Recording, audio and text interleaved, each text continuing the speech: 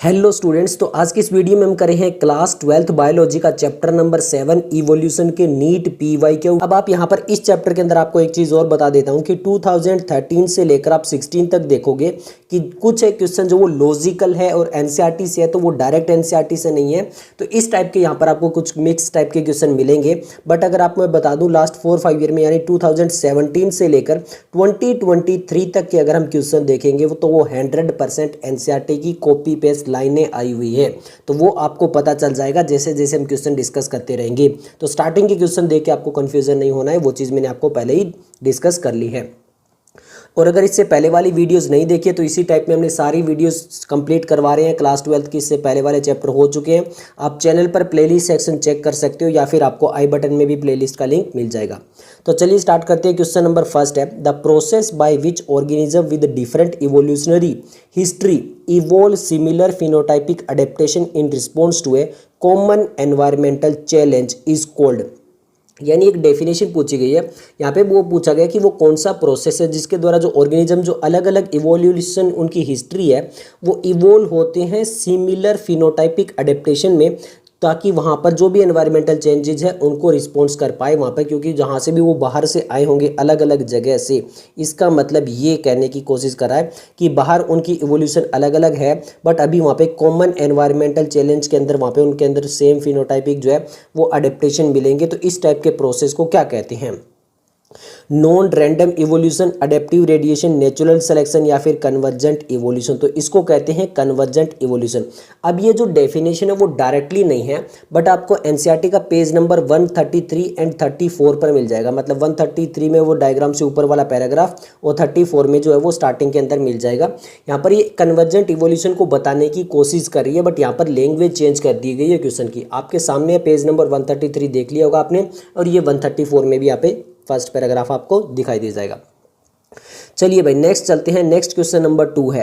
Question number 2 है, the eye of the octopus and eye of the cat show different pattern of structure yet they perform similar function, this is an example of. अब देखिए NCERT में क्या लिखा हुआ है, eye of octopus and eye of mammal लिखा है, and cat क्या है, एक मैमल है। तो ये चेंज किया गया, क्वेश्चन थोड़ा मॉडिफाइड किया गया। Show different pattern of structure, यानी यहाँ पर स्ट्रक्चर जो अलग अलग है बट उनका जो फंक्शन है वो कैसा है, सिमिलर है। तो ये किसका एग्जाम्पल है? Analogous and has evolved due to the convergent evolution, analogous due to the divergent evolution, homologous convergent evolution या फिर होमोलोगस डाइवर्जेंट इवोल्यूशन। तो इस चैप्टर में आपको ये तो दो चीज़ें तो याद ही रखनी होगी, एच डी एंड ए सी, यानी ए सी में बैठ के एच डी जो है वो आप देख रहे हो। तो यहाँ पर ए सी क्या हो गया, ए आपका हो गया एनालोगस और सी हो गया कन्वर्जेंट, मतलब ये एक साथ आएंगे, और आपका होमोलोगस और डाइवर्जेंट जो है वो एक साथ आएंगे। तो ये तो आपको पता होना चाहिए। अब यहाँ पर ये जो एग्जाम्पल की बात करें कि यहाँ पर जो है वो स्ट्रक्चर अलग अलग है और फंक्शन सेम है, तो वो एनालोगस की बात करें, और एनालोगस किसकी वजह से होता है, कन्वर्जेंट, ए सी याद रख रहे हैं। तो हमारा आंसर आ जाएगा ऑप्शन ए। एनसीईआरटी का पेज नंबर 131 आपके सामने दिखाई दे रहा होगा, यहां से ये आया हुआ क्वेश्चन है। ओके भैया, नेक्स्ट हम बात कर लेते हैं क्वेश्चन नंबर 3 के बारे में। The tendency of population to remain in genetic equilibrium may be distributed by. यहाँ पे ये बोला गया कि पॉपुलेशन के जो यहाँ पर जेनेटिक इक्विलिब्रियम जो है वो रहने की टेंडेंसी रहती है, तो वो डिस्टर्ब्ड, यानी कौन इसको डिस्टर्ब कर सकता है? Lack of mutation, lack of random mating या फिर यहाँ पर लेक ऑफ माइग्रेशन। तो ये आपको बता दूं कि ये डायरेक्टली एनसीईआरटी से नहीं है, बट पेज नंबर 137 पे जो हार्डे-वेनबरी इक्विलिब्रियम दिया गया है वहाँ पे 5 पॉइंट बताए गए हैं। तो वहाँ पे म्यूटेशन की बात की गई है, माइग्रेशन की बात की गई है, जीन फ्लो, यानी तो वहाँ पर रैंडम मैटिंग तो नहीं लिखा है, बट अगर लेक ऑफ रैंडम मैटिंग हो जाए, मतलब अगर रैंडम मैटिंग वहाँ पर नहीं होगी तो जेनेटिक इक्विलिब्रियम जो है वो डिस्टर्ब्ड हो जाएगा। और रैंडम मैटिंग जो है वो कहीं से कहीं तक इन 5 पॉइंट में नहीं दिया गया है। आप एनसीईआरटी का पेज नंबर 137 देख सकते हो। तो यहाँ पर ये आप ये मान सकते हो कि ये दिया भी हुआ है और नहीं दिया हुआ है। तो इस टाइप से थोड़े से कंफ्यूजिंग वाले क्वेश्चन जो वो स्टार्टिंग में आपको देखने को मिलेंगे, जो पहले वाले 3, 4, 5 ईयर्स के थे। ओके, नेक्स्ट हम चलते हैं क्वेश्चन नंबर 4। क्वेश्चन नंबर 4 में बोला गया, variation in gene frequency with in population can occur by chance. ये काफ़ी इंपॉर्टेंट है, ये याद रखना है, बाय चांस, यानी यहाँ पर जो जीन फ्रीक्वेंसी है पॉपुलेशन के अंदर, अगर वहाँ पर by chance rather than by natural selection, this is refer to as. तो अगर वहाँ पे वेरिएशन आ जाता है बाय चांस तो वो क्या कहलाता है? Random mating, genetic load, genetic flow या फिर जेनेटिक ड्रिफ्ट, तो वो कहलाएगा जेनेटिक ड्रिफ्ट। ये आपको याद रखना है, ये एनसीईआरटी के पेज नंबर 137 पे डायरेक्टली मेंशन किया गया है कि बाय चांस अगर कुछ ऐसी चीज़ होती है तो उसको बोलते हैं जेनेटिक ड्रिफ्ट, और ये पेज नंबर 137 पर ही मेंशन आप अच्छे से यहाँ पर देख सकते हो। नेक्स्ट अब आते हैं नीट 2013 जो कर्नाटका स्टेट के लिए अलग से एग्जाम होता है उसमें। अब यहाँ पे बोला गया था finch species of Galapagos island are grouped according to their food source, which of the following is not a finch food. तो यहाँ पे उनके अलग अलग फूड सोर्स थे, वो तो पता ही है कि वहाँ पर उन्होंने डार्विन ने देखा था। तो कौन सा एक फूड सोर्स नहीं है, कौन सा एक फिंच फूड नहीं है, कैरियन, इंसेक्ट, ट्री बर्ड या फिर सीड। तो यहाँ पर देखिए जो एनसीईआरटी है, एनसीईआरटी का पेज नंबर 133 जो है, वहाँ पर क्या लिखा गया है, वहाँ पर लिखा गया है कि वहाँ पर उन्होंने क्या देखा था, सीड ईटिंग देखा था, तो मतलब सीड वाली आ चुकी है। इसके अलावा उन्होंने इंसेक्टिवोरस देखा था, तो मतलब इंसेक्ट भी उनका फूड हो सकता है। इसके अलावा वहाँ पे लिखा हुआ है वेजिटेरियन, तो वेजिटेरियन ट्री बर्ड्स क्या होगी, वेजिटेरियन। अब कैरियन क्या होता है, कैरियन होता है जो डेड एंड डिकेइंग जो आपका मीट होता है, जो डेड एंड डिकेइंग स्टेट पे जा चुका होता है मीट, उसको जो खाता है, जैसे क्रो वगैरह उस मीट को खाते हैं, तो उसको बोलते हैं कैरियन। तो यहाँ पर ये कहीं से कहीं तक मेंशन नहीं है। एनसीईआरटी में 3 मेंशन है कि वहाँ पर सीड ईटिंग थे, इंसेक्टिवोरस थे और आपके वेजिटेरियन थे। तो इस टाइप से यहाँ पर ये आंसर आ जाएगा कि कौन सा नहीं था, तो वो ऑप्शन ए आ जाएगा। अब एनसीईआरटी से दिया है बट थोड़ा सा दिमाग लगा के अलग चेंज करके मॉडिफाई करके ये क्वेश्चन दिया है, तो आंसर आ जाएगा ऑप्शन ए। ये आप पेज में देख सकते हो 133 में। ओके, नेक्स्ट हम चलते हैं क्वेश्चन नंबर 6 की तरफ। क्वेश्चन नंबर 6 में क्या बोला गया है, random unidirectional change in allele frequency that occur by chance in all the population specially in small population is, यानी रैंडम और यूनिडायरेक्शनल चेंज हुआ एलील फ्रीक्वेंसी में बाय चांस में। इसीलिए मैंने कहा था ये बाय चांस वर्ड काफ़ी इंपॉर्टेंट है, वो वापस वहीं से आया हुआ है। Migration, natural selection, genetic drift, mutation, तो क्या आ जाएगा आंसर, जेनेटिक ड्रिफ्ट आ जाएगा। आंसर आ जाएगा ऑप्शन सी। एनसीईआरटी का पेज नंबर 137 अभी जो बताया था वहीं से सेम ये क्वेश्चन उठाया गया है। नेक्स्ट हम चलते हैं क्वेश्चन नंबर 7 की तरफ। क्वेश्चन नंबर 7 में बोला गया है genetic variation in a population arise due to, यानी जो जेनेटिक वेरिएशन होता है किसी भी पॉपुलेशन में वो किस वजह से आता है, रिकॉम्बिनेशन की वजह से, mutation as well as recombination, reproductive isolation, selection या फिर म्यूटेशन। तो हार्डे वेनबर्ग इक्विलिब्रियम में 5 दिए गए कि वहाँ पे उस वजह से वेरिएशन आ सकता है, वहाँ पे वो जो इक्विलिब्रियम है वो भी जो है अलग अलग हो सकता है, तो वहाँ पे म्यूटेशन भी होता है और रिकॉम्बिनेशन, इन दोनों की वजह से जो है वो एक पॉपुलेशन के अंदर जो वेरिएशन आता है। आंसर आ जाएगा ऑप्शन बी। एनसीईआरटी के पेज नंबर 137 पे भी दिया हुआ है, इसके अलावा 136 पे दिया है जहाँ पर जो म्यूटेशन की बात की गई है, सॉरी 135 पे जहाँ पे म्यूटेशन की बात की गई है वहाँ से भी ये आता है। ओके भैया, नेक्स्ट हम बात करते हैं क्वेश्चन नंबर 8 के बारे में। यहाँ पे बोला गया कि dinosaurs dominated the world in which of the following geological eras. ये काफ़ी इंपॉर्टेंट है क्योंकि यहाँ पर जो आपके डायग्राम दिए गए, एक साइड में पीरियड्स दिए गए हैं और एक साइड में जो है वो एराज दिए गए हैं। तो यहाँ पे जैसे आपका सीनोजोइक हो गया, मीजोजोइक हो गया, ये किसके अंदर आते हैं, एराज के अंदर आते हैं। आपके जो जुरासिक वगैरह हो गई वो किसके अंदर आते हैं, पीरियड्स के अंदर आते हैं। तो ये कब यहाँ पर एराज पूछा गया वो काफ़ी इंपॉर्टेंट है। ये एनसीईआरटी में डायरेक्टली मैंशन नहीं है, फिर भी मैं आपको बता रहा हूँ। तो यहाँ पर क्या है कि आपका जुरासिक पीरियड और आपका मीजोजोइक एरा। अब यहाँ पर देखिए एनसीईआरटी के अंदर फिगर दी हुई है 7.3, तो वहाँ पर क्या लिखा हुआ है, जो मीजोजोइक एरा है उसके अंदर जुरासिक पीरियड दिया गया है। पेज नंबर 138 पे आप अच्छे से देख सकते हो। तो हमसे एराज पूछा है तो वो मीजोजोइक एरा आएगा, आंसर आ जाएगा ऑप्शन सी। ओके, नेक्स्ट हम बात कर लेते हैं नीट 2014 में क्वेश्चन नंबर आ चुके हैं 9। इन्होंने बोला कि 4 लिम्ब ऑफ जो केट है लिजार्ड यूज्ड इन वॉकिंग, यानी 4 लिम्ब ऑफ केट और लिजार्ड जो होते हैं वो वॉकिंग में यूज़ करते हैं। 4 लिम्ब ऑफ वेल जो है वो यूज़ करती है स्विमिंग में, और 4 लिम्ब ऑफ बेट्स जो है वो फ्लाइंग में यूज़ करते हैं। वो किसके एग्जाम्पल है, एनालॉगस, एडेप्टिव एडिशन, होमोलॉगस या फिर कन्वर्जेंट इवोल्यूशन। तो देखिए यहाँ पर जो मेनली आपका जो केट हो गया वो क्या हो गया, मैमल हो गया, वेल क्या होगी, मैमल होगी, और आपका बेट क्या होगा, ये भी मैमल हो गया। कि तो इनके जो 4 लिम्ब्स है उसके अंदर स्ट्रक्चर सेम रहता है, और वो स्ट्रक्चर अगर सेम रहता है तो वो किसका एग्जाम्पल होता है, वो होमोलॉगस ऑर्गन का एग्जाम्पल होता है। तो आंसर आ जाएगा ऑप्शन सी। एनसीईआरटी का पेज नंबर 131 पे जो फिगर दिया हुआ है 7.3 वहां पे भी देख सकते हो, और 130 पे भी जो है वो आपका पैराग्राफ के अंदर भी दिया हुआ है, दो जगह दिया हुआ है। ओके, नेक्स्ट हम बात कर लेते हैं क्वेश्चन नंबर 10 के बारे में। क्वेश्चन नंबर 10 क्या बोला गया है, which one of the following are analogous structure, यानी कौन से एनालोगस स्ट्रक्चर है। एनालोगस का क्या मतलब हो गया कि उनका फंक्शन सेम रहेगा बट स्ट्रक्चर अलग अलग हो सकता है। तो यहाँ पर दिया गया है wings of the bat and wings of the pigeon. तो अब देखिए यहाँ पर ये क्या हो गया, मैमल्स हो गया, ये आपका बर्ड्स हो गया, इनके दोनों के विंग्स का काम एक ही है, तो आप बोलोगे कि यहाँ पर ये एनालोगस स्ट्रक्चर के अंदर आ गए। नेक्स्ट हम बात करेंगे gill of prawn and lungs of the man. तो दोनों का काम रेस्पिरेशन के अंदर जो गैस ऑफ एक्सचेंजेस का काम होता है, वो भी बिल्कुल सही है। Thorn of bougainvillea, tendril of cucurbits, ये एनसीईआरटी में दिया हुआ है। Flipper of dolphin and leg of horse जो है वो आपका अलग अलग होता है, ये आपका होमोलॉगस के अंदर आ जाता है। एनालॉगस पूछा गया, तो यहाँ पर ये दोनों ही ऑप्शन जो है आपके किसके आ जाएंगे, एनालॉगस के अंदर आ जाएंगे। वैसे फाइनल आंसर की में ऑप्शन बी दिया गया था और वहाँ पर जो थोड़ा बहुत चेंज कर दिया गया था, बट यहाँ पर ये दोनों जो है अकॉर्डिंग टू क्वेश्चन क्या है, दोनों के दोनों एनालॉगस स्ट्रक्चर होते हैं। एनसीईआरटी का पेज नंबर 131 पे ये दिया हुआ है।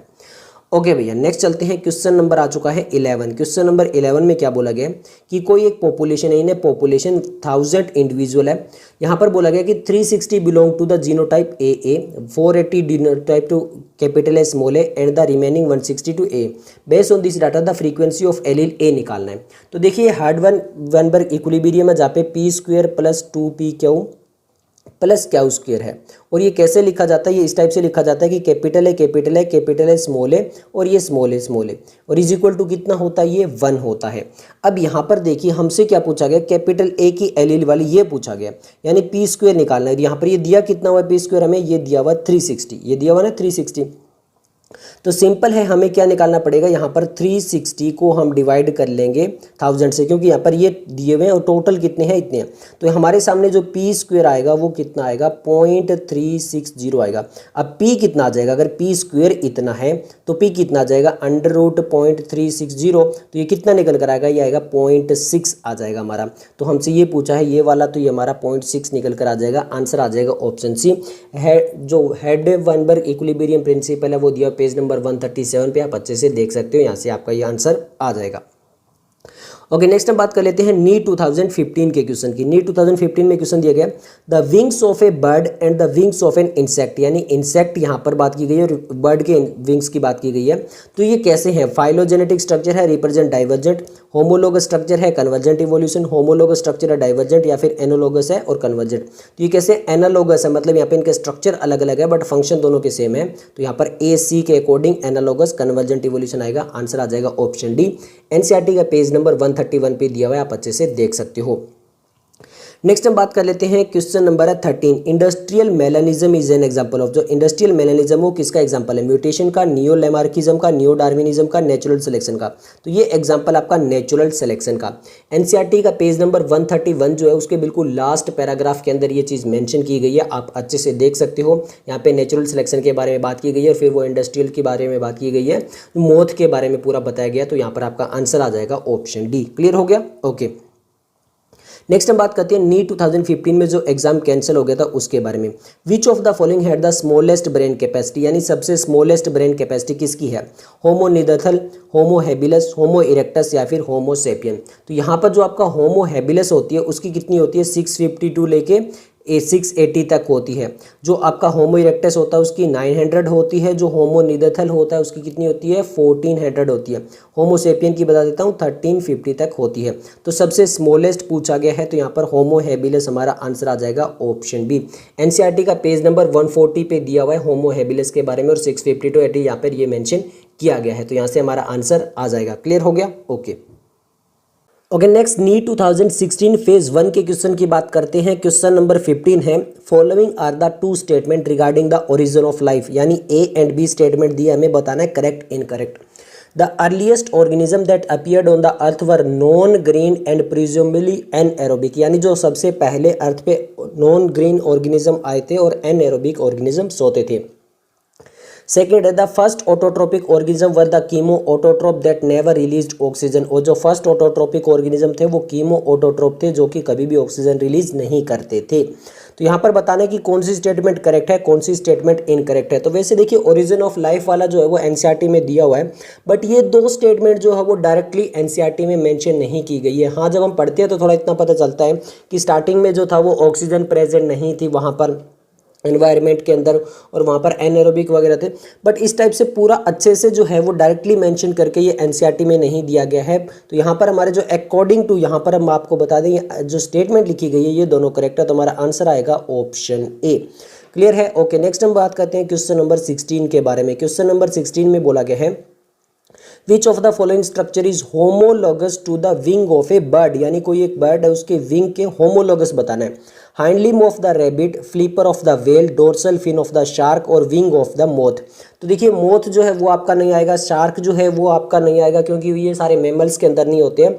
और विंग ऑफ बर्ड हम बात कर लेते हैं बेट की, और इसके होमोलोगस जो होगा वो क्या होगा, फ्लिपर ऑफ द व्हेल होगा। तो आंसर आएगा ऑप्शन बी। एनसीईआरटी के पेज नंबर 130 पे भी दिया हुआ है और 131 पे ये डायग्राम दिया हुआ है, फिगर 7.3 वहाँ पे देख सकते हो, बेट जो उसका विंग दिखाया गया और फ्लिपर ऑफ व्हेल वगैरह दिखाया गया। तो आंसर आ जाएगा ऑप्शन बी। नेक्स्ट हम बात कर लेते हैं क्वेश्चन नंबर 17 के बारे में। क्वेश्चन नंबर 17 में क्या बोला गया, एनालॉगस स्ट्रक्चर आज ए रिजल्ट ऑफ, जो एनालॉगस स्ट्रक्चर होता है उसका किसका रिजल्ट की वजह से एनालॉगस बनती है, shared ancestry, stabilising selection, divergent evolution या फिर कन्वर्जेंट। ये तो हमें पता ही है, कन्वर्जेंट इवोल्यूशन मैंने आपको बता दिया था, एसी से याद रखना है। एनसीईआरटी के पेज नंबर 131 पे ये चीज़ मेंशन की गई है, आंसर आ जाएगा ऑप्शन डी। नेक्स्ट हम बात कर लेते हैं नीट 2016 फेज 2 के बारे में। नीट 2016 फेज 2 में बोला गया विच of the following is the correct sequence of event in the origin of life, यानी ओरिजिन ऑफ लाइफ में हमें करेक्ट सीक्वेंस बताना है। ओके, तो एक एक करके बात करते हैं। सबसे पहले बात करते हैं formation of protobionts, synthesis of organic monomer, synthesis of organic polymer, formation of DNA based genetic system. तो सबसे पहले बात करते हैं, तो यहाँ पर सबसे पहले जो है वो मोनोमर्स का सिंथेसाइज होगा, देन उसके बाद में पॉलीमर का होगा। अब ये जो प्रोटोबायंट्स वाला है ये एनसीईआरटी में मेंशन नहीं किया गया है, आपको पहले बता देता हूँ। प्रोटोबायंट्स का मतलब होता है जो सबसे पहले सेल्स बनते हैं उनको बोलते हैं प्रोटोबायंट्स, ये एनसीईआरटी में नहीं है। बाकी आपका जो ऑर्गेनिक मोनोमर है, पॉलीमर है, ये वाली चीज़ एनसीईआरटी के पेज नंबर 127 128 पे दी हुई है। एंड देन जो है वो आपका formation of DNA based genetic system जो है वो बना था। तो हमारा जो आएगा वो आएगा पहले 2, फिर 3, फिर 1 और फिर उसके बाद में आएगा हमारे पास में 4। तो 2, 3 यहाँ पर दिया हुआ 2, 3 और फिर 1, 4 यहाँ पे हमारा आंसर आएगा। आंसर आ जाएगा हमारा ऑप्शन सी। एनसीईआरटी के पेज नंबर पे 127 पे आप देख सकते हो, लास्ट में ये यहाँ पर बताया गया है मोनोमर के बारे में, फिर वहाँ पे पॉलीमर के बारे में 128 पे जो जेनेटिक मटेरियल है उसके बारे में बात की गई है। ओके, नेक्स्ट हम चलते हैं, क्वेश्चन नंबर है 19। क्वेश्चन नंबर 19 है हमारा जेनेटिक ड्रिफ्ट ऑपरेट्स इन, यानी जो जेनेटिक ड्रिफ्ट होती है वो किस में ऑपरेट करती है, स्मॉल आइसोलेटेड पॉपुलेशन में, लार्ज आइसोलेटेड पॉपुलेशन में, नॉन रिप्रोडक्टिव पॉपुलेशन में या फिर स्लो रिप्रोडक्टिव पॉपुलेशन में। तो ऐसे तो हार्डे-वेनबर्ग इक्विलिब्रियम के अंदर ये बात की गई है कि यहाँ पे ये पॉपुलेशन के अंदर होती है, बट डायरेक्टली ये बात नहीं कही गई है कि वो आइसोलेटेड पॉपुलेशन कितनी हो सकती है, स्मॉल, लार्ज यहाँ पर किस टाइप से हो सकती है। तो ये मैं फिर बता देता हूँ कि ये एनसीईआरटी में मेंशन नहीं है, बट यहाँ पे आंसर आएगा आपका स्मॉल आइसोलेटेड पॉपुलेशन। क्लियर है। चलिए नेक्स्ट हम बात कर लेते हैं क्वेश्चन नंबर 20 के बारे में। क्वेश्चन नंबर 20 में क्या बोला गया है, एन हार्डे-वेनबर्ग इक्वेशन, यानी जो हार्डे-वेनबर्ग इक्वेशन है, the frequency of heterozygous individual is represented by, यानी हेट्रोजाइगस जो है ये वाला जो वो कैसे रिप्रेजेंट किया जाएगा, p² 2p p या फिर q²। तो ये जो रिप्रेजेंट किया जाता है वो 2p से रिप्रेजेंट किया जाता है। एनसीईआरटी के पेज नंबर 137 पे ये डायरेक्टली मेंशन है, तो आंसर आ जाएगा ऑप्शन बी। नेक्स्ट हम बात करते हैं क्वेश्चन नंबर 21। क्वेश्चन नंबर 21 में बोला गया है the chronological order of human evolution from early to the recent is, यानी क्रोनोलॉजिकल ऑर्डर बताना है ह्यूमन इवोल्यूशन का। बोला गया कि ऑस्ट्रेलियोपिथेकस, फिर रामापिथेकस, होमो हैबिलिस, होमो इरेक्टस, या फिर रामापिथेकस ऑस्ट्रेलियोपिथेकस, होमो हैबिलिस, होमो इरेक्टस, या फिर रामापिथेकस होमो हैबिलिस ऑस्ट्रेलियोपिथेकस होमो इरेक्टस, या फिर ऑस्ट्रेलियोपिथेकस होमो हैबिलिस रामापिथेकस होमो इरेक्टस। तो किस टाइप से आएगा, तो ये एनसीईआरटी के पेज नंबर 140 पे मेंशन किया गया है। सबसे पहले आएगा Ramapithecus, then Australopithecus, Homo habilis and Homo erectus. तो हमारा आंसर यहाँ पे क्या बनेगा, ऑप्शन बी यहाँ पर हमारा आंसर आ जाएगा। एनसीईआरटी के पेज नंबर 140 भी ये मेंशन किया गया है, आप अच्छे से देख सकते हो। तो नीट 2017 में कोई भी क्वेश्चन इस चैप्टर से नहीं आया था। अब बात करते हैं नीट 2018 में। तो नीट 2018 में क्वेश्चन फर्स्ट पूछा गया है, according to Hugo de Vries the mechanism of evolution, यानी ह्यूगो डी वेरीज के अकॉर्डिंग जो मैकेनिज्म ऑफ इवोल्यूशन है वो किस टाइप से है। अब आपको बता दूं कि यहाँ पे जितने भी क्वेश्चन आएंगे वो एनसीईआरटी से ही आएंगे। अब आपको एक भी क्वेश्चन आउट ऑफ एनसीईआरटी देखने को नहीं मिलेगा। ओके, तो यहाँ पे बात करते हैं phenotypic variation, saltation, multiple step mutation या फिर माइनर म्यूटेशन। तो ह्यूगो डी वेरीज ने क्या बोला था, single step large mutation, that is the saltation उन्होंने बोला था। एनसीईआरटी का पेज नंबर 135 पे ये चीज़ डायरेक्टली मेंशन है, तो हमारा आंसर आ जाएगा ऑप्शन बी। नेक्स्ट हम बात कर लेते हैं क्वेश्चन नंबर 2 के बारे में। क्वेश्चन नंबर 2 में क्या बोला गया है, among the following set of example for divergent evolution select the incorrect option। मतलब यहाँ पर बोला गया है कि सारे जो हैं वो डाइवर्जेंट इवोल्यूशन के एग्जाम्पल दिए गए हैं, बट कौन सा इनकरेक्ट है, मतलब कौन सा इनमें से नहीं है। तो brain of bat man and cheetah, heart of bat man and cheetah, forelimb of man bat and cheetah. तो यहाँ पर देखिए जो हमारे पास में ये ब्रेन, हार्ट और यहाँ पे फोरलिम्स है, ये सारे के सारे होमोलोगस डाइवर्जेंट इवोल्यूशन के अंदर आते हैं, जो कि एनसीईआरटी के पेज नंबर 130 पे मेंशन किया गया है। अब बात करते हैं आई ऑफ ऑक्टोपस। तो eye of octopus and eye of mammals जो है वो किसके अंदर आ जाता है, वो आपका आ जाता है एक कन्वर्जेंट इवोल्यूशन के अंदर, एनालोगस के अंदर। तो यहाँ पर हमारा करेक्ट आंसर क्या आ जाएगा, ऑप्शन डी आ जाएगा। ये एनसीईआरटी के पेज नंबर 131 पे दिया हुआ है, ये भी आप चीज अच्छे से देख सकते हो। ओके, नेक्स्ट हम बात करते हैं क्वेश्चन नंबर 3 के बारे में। क्वेश्चन नंबर 3 में बोला गया है the similarity of bone structure in the forelimb of many vertebrate is an example of, यानी जो फोरलिम्स के अंदर जो बोन स्ट्रक्चर की सिमिलरिटी है बहुत सारे वर्टिब्रेट्स में, वो किसका एग्जाम्पल है, कन्वर्जेंट इवोल्यूशन का, एनालॉगी का, होमोलॉगी का, या फिर अडेप्टिव रेशन का। तो वो किसका एग्जाम्पल है, होमोलॉगी का, होमोलॉगस और डाइवर्जेंट इवोल्यूशन का वो एग्जाम्पल है। आंसर आ जाएगा ऑप्शन सी। एनसीईआरटी के पेज नंबर 130 पे लास्ट पैराग्राफ के अंदर ये डायरेक्टली दिया हुआ है। चलिए भैया नेक्स्ट हम बात कर लेते हैं नीट 2019 में। अब नीट 2019 में हमारे सामने क्या है, मैच द कॉलम क्वेश्चन आया है। ओके, तो मैच द कॉलम क्वेश्चन देख लेते हैं। Match the hominid with their correct brain size. तो ब्रेन साइज के हमें अकॉर्डिंग बताना है। होमो हैबिलस, होमो निदरथलेंसिस, होमो इरेक्टस, होमो सेपियन। तो सबसे पहले बात करते हैं होमो हैबिलस। होमो हैबिलस कितना होता है, 650 to 800 होता है। होमो निदरथलिस जो है वो एनसीईआरटी में दिया हुआ है, डायरेक्टली दिया हुआ है, कितना दिया हुआ है, 1400। होमो इरेक्टस जो है वो भी एनसीईआरटी में दिया हुआ है, कितना दिया हुआ है, 900। अब होमो सेपियन जो वो एनसीईआरटी में नहीं दिया हुआ है, बट 3 हमारे आ चुके हैं जो एनसीईआरटी में डायरेक्टली दिए हुए हैं, तो फिर होमो सेपियन हमारे इसके साथ में चला जाएगा। अब हमारा ए जो वो थर्ड के साथ जा रहा है, तो ए थर्ड के साथ में हमारे पास में 3 ऑप्शन चले गए, एक ऑप्शन यहाँ से हट गया। सेकंड हमारा फोर्थ के साथ जा रहा है, तो सेकंड हमारा फोर्थ एक ही से साथ जा रहा है, बाकी हमारे 2 ऑप्शन हट गए। और फिर फर्स्ट एंड सेकंड हमारा आंसर क्या आ जाएगा, यहाँ पे ऑप्शन बी आ जाएगा। अब सबसे पहले देख लेते हैं एनसीईआरटी के पेज नंबर 140 पे देखोगे तो आपको ए एंड सी वाला नहीं, होमो हैबिलस और होमो इरेक्टस वाला देखने को मिल जाएगा। और पेज नंबर 141 पे अब आप देख सकते हो यहाँ पे होमो निदरथलिस जो है उसके बारे में दिया हुआ है, जो कि 1400 सीसी यहाँ पर मेंशन किया गया है। ओके भैया नेक्स्ट हम बात कर लेते हैं। क्वेश्चन नंबर हमारा 5 आया है। क्वेश्चन नंबर 5 में क्या बोला गया है, variation caused by mutation as proposed by Hugo de Vries. यानी जो ह्यूगो डी वेरीज ने जो वेरिएशन बोला था म्यूटेशन की वजह से होता है, वो कैसा होता है, random directional less, small directional less, या फिर रैंडम एंड डायरेक्शनल। तो वो रैंडम एंड डायरेक्शनल लेस होता है। तो यहाँ पर हमारा आंसर आ जाएगा ऑप्शन ए। एनसीईआरटी के पेज नंबर 135 पे ये चीज़ साफ साफ मेंशन की गई है, आप अच्छे से देख सकते हो, आपके सामने यहाँ पर लिखा गया है। चलिए भाई नेक्स्ट हम क्वेश्चन नंबर जो वो 6 देख लेते हैं। क्वेश्चन नंबर 6 में क्या बोला गया है, अच्छा काफ़ी इंटरेस्टिंग सा क्वेश्चन दिया गया है। यहाँ पर ये जो हमारे पास में हार्डे-वेनबर्ग इक्विलिब्रियम है वही क्वेश्चन आ गई है। देखो, a gene locus has 2 allele, यानी यहाँ पे कैपिटल ए और स्मॉल ए है। If the frequency of the dominate A जो है वो फ्रीक्वेंसी दी गई है 0.4, then what will the frequency of homozygous dominant, ये काफ़ी इंपॉर्टेंट है, याद रखना है। फिर हेट्रोजाइगस और फिर होमोजाइगस रिसेसिव इंडिविजुअल में हमें बताना है। तो सिंपल देखो यहाँ पर क्या होता है, यहाँ पर हमें p square plus 2p q और plus q square is equal to 1, ये वाली जो इक्वेशन है वो हमें लगानी है। अब यहाँ पर हमें ये पता होना चाहिए capital A small A is equal to 1, ये हमारे सामने एनसीईआरटी के पेज नंबर 136 पे दिया हुआ है। तो कैपिटल ए हमें कितना दे दिया है, capital A plus small A is equal to होता है 1, कैपिटल ए हमें दे दिया है 0.4 प्लस ए हमें पता नहीं है इज इक्वल टू 1, तो ए हमारा आ जाएगा 1 माइनस 0.4 दैट इज द 0.6। तो हमारे पास में कैपिटल ए आ चुका है 0.4 है और स्मॉल ए आ चुका है जो कि 0.6 है। अब डायरेक्टली हमें वैल्यू पिट करनी है और कुछ नहीं है। अब ये जो कैपिटल ए है उसको पी मान लीजिए और जो स्मॉल ए है उसको क्यू मान लीजिए, या फिर डायरेक्टली भी कर लीजिए। इस टाइप से हार्डे-वेनबर्ग इक्विलिब्रियम के अकॉर्डिंग बताना है तो इस टाइप से आएगा। ओके, तो हमें पहले 0.4 जो है उसका स्क्वायर करना है, 0.4 का स्क्वायर करेंगे तो हमारे पास में 1.6 आएगा।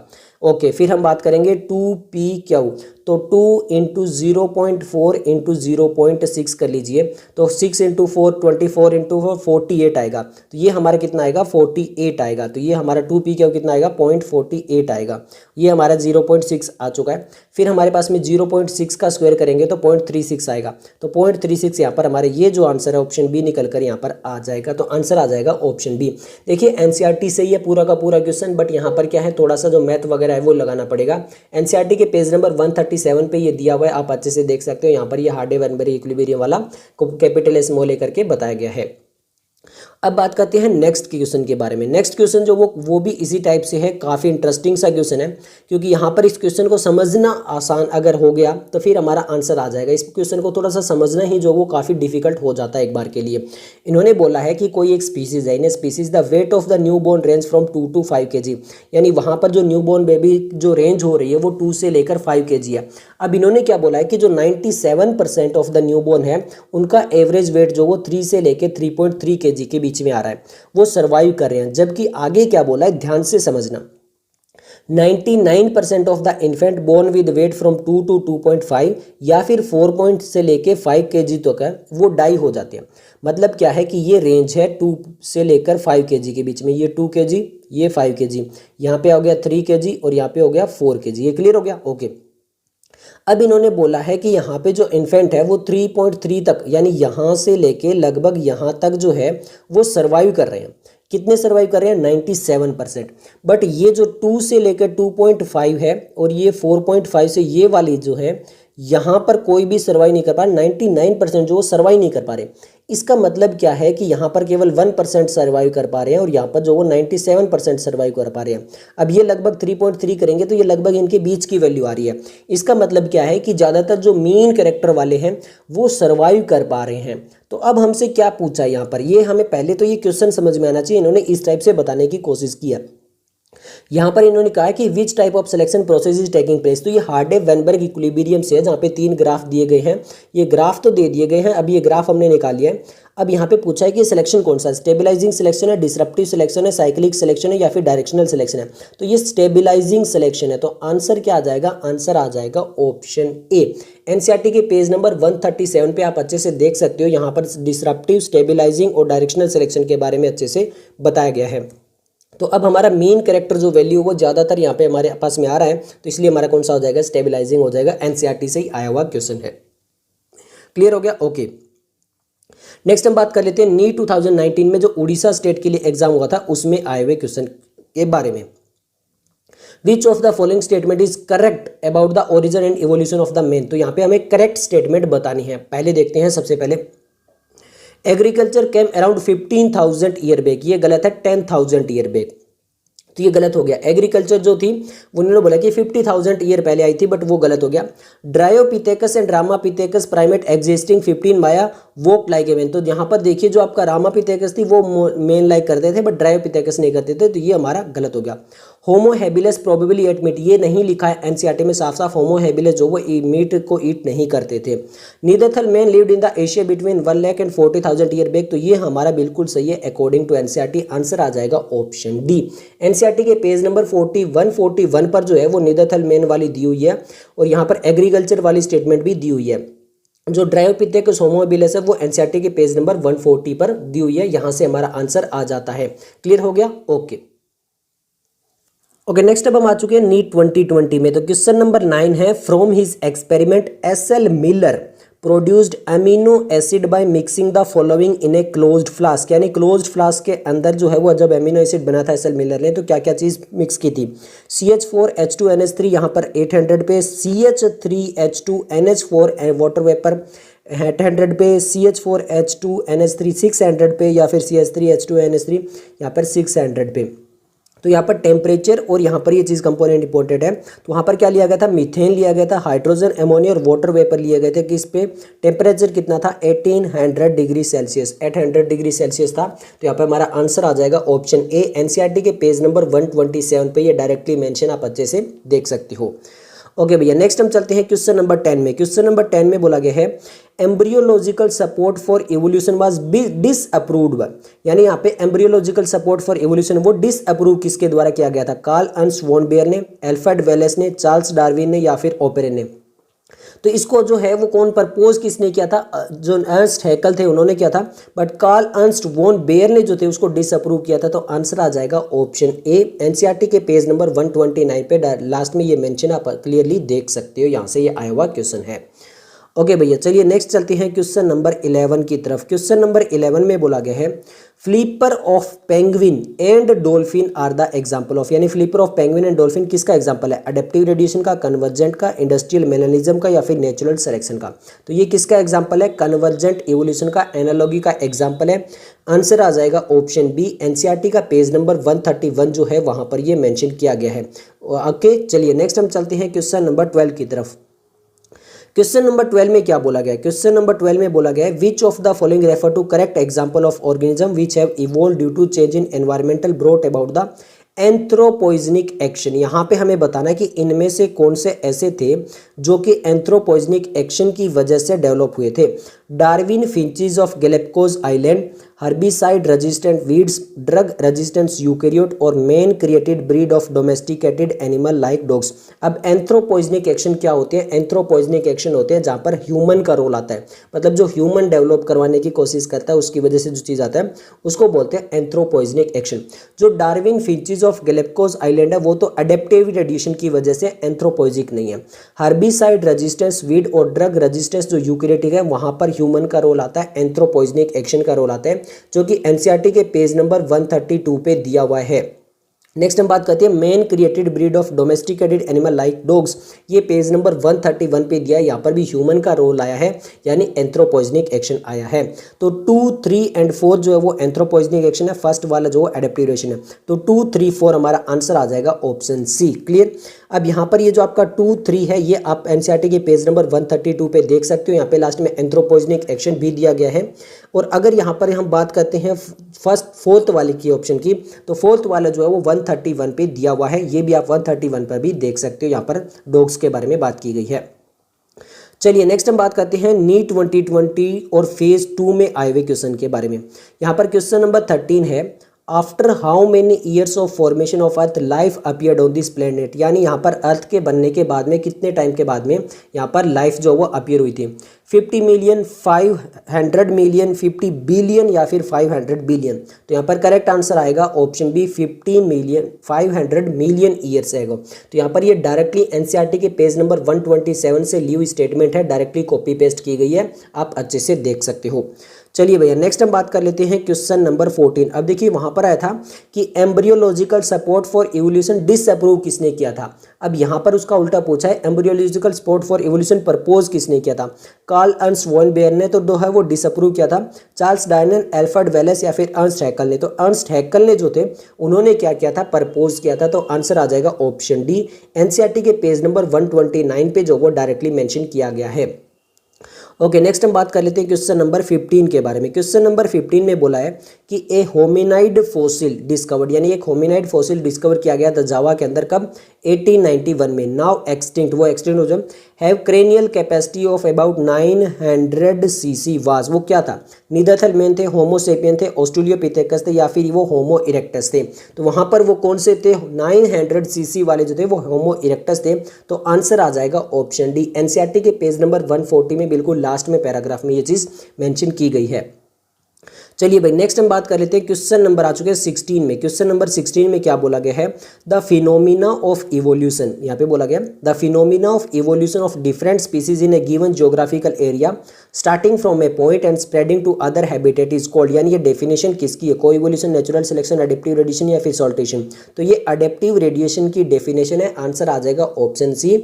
एनसीईआरटी के पेज नंबर 133 पे डायरेक्टली कॉपी पेस्ट की गई, आप अच्छे से देख सकते हो, यहाँ से आया हुआ क्वेश्चन है। अभी आप देख रहे हो कि 2018 वाले लगभग जो वो एनसीईआरटी बेस्ड सारे क्वेश्चन आपको देखने को मिले हैं। चलिए अब हम आ चुके हैं नीट 2021 में। नीट 2021 में यहाँ पर बोला गया है question number 17, the factor that leads to the foundry effect, यानी वो कौन सा फैक्टर जिसकी वजह से फाउंड्री इफेक्ट एक पॉपुलेशन में होती है?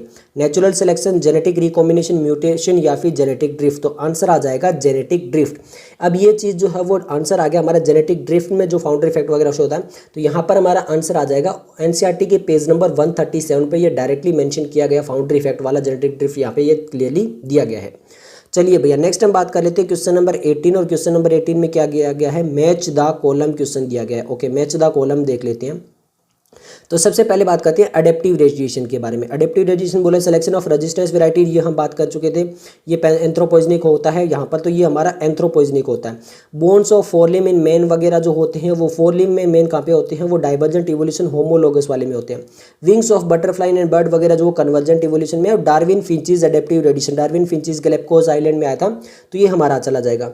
तो ए जो है वो 4 के साथ जा रहा है, बी हमारा 3 के साथ जा रहा है, सी हमारा 2 के साथ जा रहा है, डी हमारा 1 के साथ, मतलब 4 3 2 1 इस टाइप से हमारा जो है वो आंसर आना चाहिए। तो अब देख लेते हैं इस टाइप का आंसर कौन सा है। तो इस टाइप का आंसर है 4 3 2 1, तो हमारा आंसर आ जाएगा ऑप्शन ए।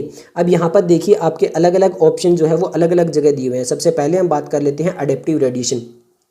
पेज नंबर 133 पे आप देख सकते हो यहाँ पर क्लियरली मेंशन किया गया है। कन्वर्जेंट इवोल्यूशन जो है वो कहाँ पर मेंशन किया गया, 131 पे डायरेक्टली मेंशन किया गया, यहाँ पे आप देख सकते हो। डाइवर्जेंट इवोल्यूशन पेज नंबर 130 पे मेंशन किया गया है, वो हम कई बार दिखा चुके हैं, ये भी आप देख सकते हो। Evolution bye anthropogenic action page number 132 पे हमने दिखाया था, पहले भी आया था, तो वहीं से ये आया हुआ क्वेश्चन है। ओके भैया, नेक्स्ट हम बात कर लेते हैं नीट 2022 के बारे में। नीट 2022 में क्या बोला गया है, यहाँ पे बोला गया है which of the following statement is not true, यानी यहाँ पे इनकरेक्ट स्टेटमेंट कौन सी है वो हमें बतानी है। Flipper of penguin and dolphin are the pair of homologous organ. B दिया गया है analogous structure are as a result of convergent evolution. Sweet potato, potato in is example of analogy and homology indicate common ancestry. तो ये correct है, ये correct है, ये correct है। Flipper of penguin and dolphin जो है वो एनालॉगस के एग्जांपल है, होमोलॉगस के नहीं है, तो ये क्या हो गया, गलत हो गया। आंसर आ गया ऑप्शन ए। एनसीईआरटी के पेज नंबर 131 पे ये डायरेक्टली मेंशन किया गया कि flipper of penguin and dolphin जो है वो एनालॉगस के एग्जांपल होते हैं। चलिए भैया, नेक्स्ट हम बात कर लेते हैं, क्वेश्चन है हमारा 20। क्वेश्चन नंबर 20 में क्या बोला गया है, यहाँ पर बोला गया natural selection where more individual acquire specific character value other than the mean character value. यहाँ पर बोला गया कि वो नेचुरल सिलेक्शन के अंदर इंडिविजुअल जो एक्वायर करते हैं स्पेसिफिक करेक्टर वैल्यू, बट वो क्या है, other than the mean character value. वो किसको बताता है, रैंडम चेंज को, स्टेबलाइजिंग चेंज को, डायरेक्शनल चेंज को, या फिर डिसरप्टिव चेंज को। तो वो यहीं से आया हुआ जहाँ से पहले हमने जो वो एक ग्राफ वाला क्वेश्चन करवाया था, उसी पेज से आया हुआ, पेज नंबर 137 पे। और इसको बोलते हैं डायरेक्शनल चेंज, इसको क्या बोलते हैं, डायरेक्शनल चेंज बोलते हैं। और ये चीज़ जो वो डायरेक्टली कॉपी पेस्ट आप अच्छे से देख सकते हो, एनसीईआरटी के पेज नंबर 137 पे दी हुई है, आप यहाँ पे दिखाई दे रहा होगा। ओके, अब हम आ चुके हैं नीट 2023 में। नीट 2023 में क्या बोला गया, select the correct group set of Australian marsupial exhibiting adaptive radiation. यानी हमें बताना है कि ऑस्ट्रेलियन मार्supial कौन से हैं जो कि अडेप्टिव रेडिएशन शो करते हैं। Numbat, spotted cuscus, flying phalanger, mole, flying squirrel, Tasmanian tiger cat, lemur, anteater wolf या फिर टेस्मेनियन वोल्फ, बॉबकोट और मार्supial मोल। तो यहाँ पर देखिए जो आपका ये वाला जो डायग्राम है पेज नंबर 134 पे, जहाँ पे ये डायग्राम दिया हुआ है पूरी एक टेबल बना के साइड में, वहाँ से आया हुआ ये क्वेश्चन है। तो यहाँ पे ऑस्ट्रेलियन मार्supial आपके कौन कौन से हैं, नंबर्ड है, स्पॉटेड कस्कस है, फ्लाइंग फ्लेंजर जो है, ये तीनों के तीनों जो है वो आपके ऑस्ट्रेलियन मार्supial के अंदर आते हैं। बाकियों में यहाँ पर एक एक चीज़ जो है वो आपको एक्सेप्शन देखने को मिल जाएगा। तो यहाँ पर ये आपका आंसर आ जाएगा ऑप्शन फर्स्ट। एनसीईआरटी का पेज नंबर 134 पे डायग्राम दिया हुआ है, वहीं से आया हुआ क्वेश्चन, आप दोबारा से अच्छे से यहाँ पे देख सकते हो, यहीं से आया हुआ क्वेश्चन है। चलिए भैया, नेक्स्ट हम बात करते हैं नीट 2023 में। यहाँ पे 23 में मणिपुर स्टेट के लिए जो अलग से एग्जाम हुआ था उसका आया हुआ क्वेश्चन है। क्वेश्चन पूछा गया है identify the fossil of man who showed the following characteristics. यानी हमें बताना है कौन सा फॉसिल ये फॉलोइंग कैरेक्टर शो करता है। ब्रेन कैपेसिटी 1400 है, used hides to protect their body, buried their dead body. In the light of the about statement ये किसके लिए करेक्ट बताती है, होमो हेबिलस, ऑस्ट्रेलियोपिथेकस, होमो इरेक्टस या फिर नीदरथल। तो ये नीदरथल के लिए बताती है, तुम्हारा आंसर आ जाएगा ऑप्शन 4। एनसीईआरटी के पेज नंबर 141 में, यानी इस चैप्टर के बिल्कुल लास्ट पैराग्राफ में ये चीज़ मेंशन की गई है, आप अच्छे से देख सकते हो, यहाँ से ये हमारा आंसर आ जाता है।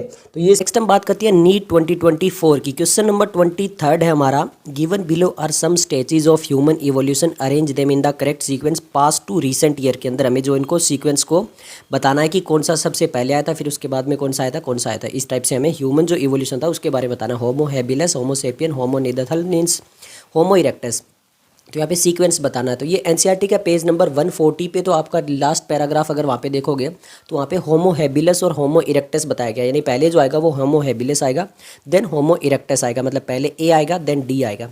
फिर उसके बाद में 141 पेज अगर आप देखोगे तो नीदरथल मैन जो थे वो 1 लाख ईयर पहले थे। उसके बाद में अगर देखोगे तो बाद में जो है वो होमो सेपियंस आए थे। तो इसका मतलब यहाँ पर इस टाइप से जो है वो सीक्वेंस चलेगा। तो यहाँ पर क्या आएगा ADCB इस टाइप से आना चाहिए। तो यहाँ पर आप देख सकते हैं हमारे सामने ADCB कौन सा आएगा, तो यहाँ पे ADCB आंसर 4th आ जाएगा। ओके, नेक्स्ट हम बात कर लेते हैं क्वेश्चन नंबर 24। क्वेश्चन नंबर 24 के अंदर अगर हम बात करें तो यहाँ पे बोला गया विच one of the following factor will not affect the Hardy-Weinberg equilibrium, यानी इनमें से कौन सा ऐसा फैक्टर है जो हार्डे-वेनबर्ग इक्विलिब्रियम को अफेक्ट नहीं करेगा। ये इंपॉर्टेंट चीज़ है। तो यहाँ पर दिया गया है genetic recombination, genetic drift, gene migration और कॉन्स्टेंट जीन पूल। तो आप एनसीईआरटी का पेज नंबर 137 है, यहाँ पर देखोगे सेकंड पैराग्राफ यहाँ पे लिखा है the factors are known to affect Hardy Weinberg equilibrium, यानी वो फैक्टर जो हार्डे-वेनबर्ग को अफेक्ट करेंगे कौन कौन से हैं। इनमें सबसे पहला था आपका जीन माइग्रेशन और जीन फ्लो, ये पहला हो गया। फिर आता है जेनेटिक ड्रिफ्ट, फिर आता है म्यूटेशन, फिर आता है जेनेटिक रिकॉम्बिनेशन और फिर आता है पांचवा नेचुरल सिलेक्शन। तो यहाँ पे आपको पता हो गया होगा कि यहाँ पे कांस्टेंट जीन पूल की बात नहीं कही गई है, जीन माइग्रेशन, ड्रिफ्ट, रिकॉम्बिनेशन वगैरह सारे आपके इसके अंदर आ जाते हैं। तो अब देखो क्वेश्चन में कांस्टेंट जीन पूल जो है ये हमारा आंसर आ जाएगा, क्योंकि इससे जो वो अफेक्ट नहीं होता, ये क्लियरली मेंशन किया गया है। ओके, अब नेक्स्ट हम बात कर लेते हैं। नेक्स्ट हमारा क्वेश्चन नंबर है 25। क्वेश्चन नंबर 25 में बोला गया है the flippers of penguin and dolphin are the example of, यानी इन्होंने बोला है कि जो flippers of penguin and dolphin होते हैं वो किसके एग्जाम्पल है, अडेप्टिव रेडिएशन के, नेचुरल सिलेक्शन के, कन्वर्जेंट इवोल्यूशन के या फिर डाइवर्जेंट इवोल्यूशन के। तो ये जो वाला चीज़ है ये साफ साफ एनसीईआरटी का पेज नंबर जो आपका 131 है वहाँ पर मेंशन किया गया। आपके सामने देखो बिल्कुल यहाँ पे दिखाया गया है और यहाँ पर दोनों यही चीज़ें लिखी गई है कि जो flippers of penguin and dolphins होते हैं वो कन्वर्जेंट इवोल्यूशन के अंदर आते हैं और एग्जांपल है एनालॉगी की। तो एनालॉगी एग्जांपल किसका हो गया, कन्वर्जेंट इवोल्यूशन का हो गया। तो यहाँ से ये जो हमारा आंसर है वो आपका निकल कर आ जाएगा कन्वर्जेंट इवोल्यूशन। ओके, नेक्स्ट हम बात कर लेते हैं क्वेश्चन नंबर 26 है। क्वेश्चन नंबर 26 में हमारे सामने मैच द कॉलम क्वेश्चन दिया गया है। Match the list 1 with the list 2 और मीजोजोइक, प्रोटेरोजोइक, सीनोजोइक और पैलियोजोइक यहाँ पर बोला गया है और बताया कि कौन कौन से यहाँ पर जो है वो डेवलप होंगे। Choose the correct answer from the option given below. तो अब यहाँ पर ये वाला जो क्वेश्चन है बहुत स्टूडेंट को लगा होगा कि ये आउट ऑफ एनसीईआरटी है या फिर आया है तो कैसे आया, यहाँ पे कुछ जो है वो हमें पता ही नहीं चल रहा। तो इसको छोड़कर आपका मीजोजोइक, सीनोजोइक और पैलियोजोइक जो है वो तो एनसीईआरटी में दिया हुआ है। अगर 3 कर लिए तो एक तो हो ही जाएगा। अब ये दिए कैसे हुए हैं, तो इसके लिए हमें डिटेल में पूरा 2 डायग्राम आने चाहिए और पूरा पैराग्राफ आने चाहिए। अब यहाँ पे देखो पेज नंबर 137 में a brief account of evolution start होता है। वहाँ पे लिखा होता है 2000 मिलियन ईयर एगो जो है वो फर्स्ट सेलुलर फॉर्म ऑफ जो है वो डेवलप हुई थी। अब देखो यहाँ पे जो आपका फिगर 7.9 और 7.10 है उनका भी काफ़ी इंपॉर्टेंट रोल रहने वाला है। तो पहले मैं आपको एनसीईआरटी के थ्रू समझा देता हूँ। सबसे पहले देखो पेज नंबर 138 में आप देखोगे तो यहाँ पे लिखा हुआ है कि by the time of 500 million year ago invertebrates are formed and activate. तो सबसे पहले आपको ये समझ में आ जाना चाहिए कि सबसे पहले जो डेवलप हुए थे वो इन्वर्टिब्रेट्स हुए थे और कब हुए थे, 500 मिलियन ईयर एगो। समझ में आ गया। अब आगे आते हैं फिश में। अब इन्होंने लिखा है jawless fish probably evolved around 350 million year ago, यानी जो फिश वगैरह थी वो चल रही है आपकी 350, 320 इस टाइप से। अब देखो, अब आते हैं, अब ये फीस वाला याद रखना। अब देखो पेज नंबर जो है वो आपका 139 में फिगर 7.10। अब ये 300, 350, 250, 200, 150 ये लिखे हुए ना, और यहाँ पे लिखा है कार्बोनीफेरस, परमियन, ट्रेसिक, जुरासिक, ये सारे जो है वो तो आपके लिखे हुए हैं पीरियड्स। और ये जो ईयर लिखे ना 350, ये 350 मिलियन ईयर एगो है, मतलब 350 मिलियन ईयर एगो, फिर 300 मिलियन ईयर एगो, 250 मिलियन ईयर एगो। तो यहाँ से सबसे पहले हम क्या चेक करेंगे, उस ईयर के अकॉर्डिंग जो है हमारा पीरियड कौन सा है। तो सबसे पहले देखो 300 और 350 के बीच में फिश बोला गया कि 350 में जो थी वो जोलेस फिश आई, उसके बाद में सीविड और ये वाले आए 320 के अंदर, मतलब 300 के आसपास जो था वो फिश जो थे वो ज़्यादा थे। तो यहाँ पर अब इसके पीरियड में देख लो, पीरियड कौन सा आ रहा है आपका, कार्बोनीफेरस आ रहा है, कार्बोनीफेरस आ रहा है। तो अब हम चलते हैं फिगर 7.9 में। 7.9 में कार्बोनीफेरस आपका कहाँ पे आ गया, पैलियोजोइक के अंदर आ गया। ये चीज़ समझ में आ गया। वहाँ पे जो रेड कलर के अंदर आपका मीजोजोइक, सीनोजोइक, ये पैलियोजोइक लिखा हुआ है, तो पैलियोजोइक एरा आ गया आपका। ये जो ईयर आपको इस टाइप से याद रखने हैं। अब आते हैं वापस क्वेश्चन पे। तो अब देखो यहाँ पर लिखा है आपका fish and amphibian, fish and amphibian कौन सा आ गया, पैलियोजोइक एरा आ गया। ये चीज़ क्लियर हुई, तो डी हमारा सेकंड के साथ चला गया। अब इसी टाइप से आ जाते हैं आगे, पेज नंबर 139 का लास्ट वाला पैराग्राफ देखो। अब इन्होंने लिखा है देखो, the amphibian evolved into the reptile, जो एम्फीबियन थे वो रेप्टाइल में इवोल्व हो गए। They lack the thick shell egg with do not. अब आगे देखो, in the next 200 million year ago, 200 million year और सो, मतलब अगले 200 साल में, वही 200 मिलियन ईयर के बाद में reptiles of different shapes and size are dominant on the earth. तो अब हम रेप्टाइल की अगर बात करें तो रेप्टाइल उसके बाद में आए थे 200 मिलियन ईयर एगो के बाद में। तो यहाँ पे 200 मिलियन ईयर की बात करें तो वो ट्राइसेक जुरासिक आता है। तो ट्राइसेक और जुरासिक ये सारे जो है पहले फिगर 7.10 देख लो, ट्राइसेक जुरासिक आ रहे हैं। अब एरा देखो, एरा कौन सा हो गया, मीजोजोइक, यानी यहाँ पर इन्वर्टिब्रेट्स कब आ रहे हैं, मीजोजोइक के अंदर आ रहे हैं। तो अब वापिस आ जाते हैं क्वेश्चन में। क्वेश्चन में देखो रेप्टाइल मैंने आपको बता दिया। तो रेप्टाइल कब डेवलप हो रही है, मीजोजोइक एरा के अंदर, ट्राइसेक वाला जो पीरियड था उसके अंदर। तो ये हमारा चला गया सेकंड के साथ में। क्लियर हो गया। थोड़ा सा इसको डिटेल में एक्सप्लेन कर रहा हूँ ताकि आपको ये समझ में आ जाए एनसीईआरटी को पूरा ऐसे पूरा पैराग्राफ से और डायग्राम से कैसे क्वेश्चन आ सकता है। अब चलते हैं नेक्स्ट आगे। देखो पेज नंबर 140 के ऊपर आप देखोगे तो यहाँ पे डायनासोर्स की बात की गई है। वो कब थे, अबाउट 650 मिलियन ईयर एगो, मतलब 65 मिलियन ईयर एगो जो था वो डायनासोर सडनली डिसअपियर हो गए। तो ये चीज़ क्लियर हो गया, मतलब 65 मिलियन ईयर एगो पहले जो थे वो डायनासोर थे, फिर वो जो थे वो क्या हो गए आपके मतलब अलग अलग हो गए। उसके बाद में देखो उसके बाद में वाला paragraph, the first mammal were like shrew they fossil are small size mammals are viviparous and protective. तो अब क्या हो गया कि मतलब यहाँ पर जब रिसेंट ईयर के अंदर जो था वो आपके मैमल्स डेवलप हो रहे हैं, मतलब बिल्कुल रिसेंट में अगर देखो तो वो मैमल्स डेवलप हो रहे हैं, मतलब 0 से 50 मिलियन ईयर एगो।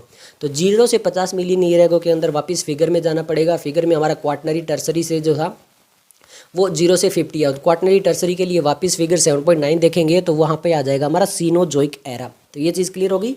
अब आ जाते हैं वापस क्वेश्चन में। अब देखो मैमल्स के लिए कौन सा आ गया, सीनोजोइक एरा आ गया। क्लियर है। अब इससे पहले वाला प्रोटेरोजोइक जो था वो हमारा लोअर इन्वर्टिब्रेट्स के साथ चला जाएगा। तो हमारा क्या आ रहा है ये चीज़ देखो यहाँ पे। तो हमारा आ रहा है पहले के साथ जा रहा है थर्ड के साथ में, फिर सेकंड जा रहा है फर्स्ट के साथ में, फिर जा रहा है फोर्थ के साथ में, और फिर जा रहा है सेकंड के साथ में। मतलब क्या है 3142। तो 3142 हमारा जो है वो ऑप्शन जा रहा है। तो 3142 वाला हमारे कौन सा आ जाएगा, ऑप्शन फोर्थ आ जाएगा। क्लियर है, बाय।